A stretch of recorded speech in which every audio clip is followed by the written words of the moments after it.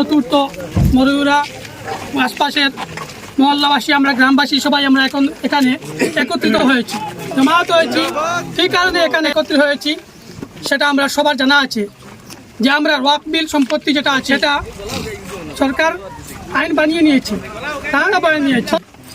তো এটা আমরা সম্পত্তি, ওয়াকফ সম্পত্তি সেটা আমরা দাবি এটাই যে ওয়াকফ সম্পত্তি আমাদের যেটা সরকার হস্তক্ষেপ করেছে সেটা আমরা মানছি না, এটা আমরা ফিরিয়ে দিতে হবে। তাই আমরা চাই না যে দেশের মধ্যে উশৃঙ্খল সৃষ্টি হোক, এবং আমরা উগ্র মেজাজিও নয়, কারণ আমরা সবাই ইসলাম ধর্মাবলম্বী, ইসলাম শান্তি চাই। সেই হিসাবে আমরা চাই না যে দেশের মধ্যে অশান্তি সৃষ্টি হোক।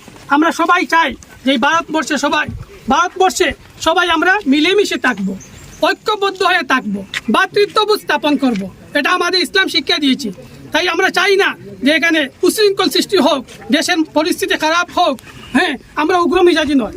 তো আমরা আজকে দাবি রাখছি এটাই যে আমরা ওয়াকফ সম্পত্তি এটা আমরা ওয়াপস দিতে হবে, এটা আমাদের ফিরিয়ে দিতে হবে। আমরা ওয়াকফ সম্পত্তি সরকারের হস্তক্ষেপ মানছি না, মানবো না, এটা মানছি না, মানবো না।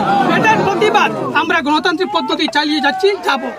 যতদিন পর্যন্ত এই আমরা সম্পত্তি ফিরিয়ে পাচ্ছি না, ততদিন আমরা এই প্রতিবাদ চালিয়ে যাচ্ছি এবং চালিয়ে যাব। যত সময় পর্যন্ত আমাদের শরীরে বিন্দুমাত্র রক্ত থাকবে, প্রাণ থাকবে, আমাদের সম্পত্তি, আমাদের দিন বাঁচাতে যা কিছুর প্রয়োজন আমরা করব, কিন্তু গণতান্ত্রিক পদ্ধতিতে করব। সরকার বিরোধী কোনো কিছু করব না। আমাদের সরকারকে সম্মান করি, কিন্তু এই যে সিদ্ধান্ত সেটা আমরা কিন্তু মানি না, এটা সংবিধান বিরোধী। আমরা চাই যে এটা আবার ফিরিয়ে দাও, এবং ওয়াকফ সম্পত্তি হস্তক্ষেপ মানছি না, মানবো না, মানছি না, মানবো না, এটা আমরা ফিরিয়ে দিতে হবে, দিতে হবে। আমি বলছি, আর কিছু বলবো না। আমাদের এই যে এই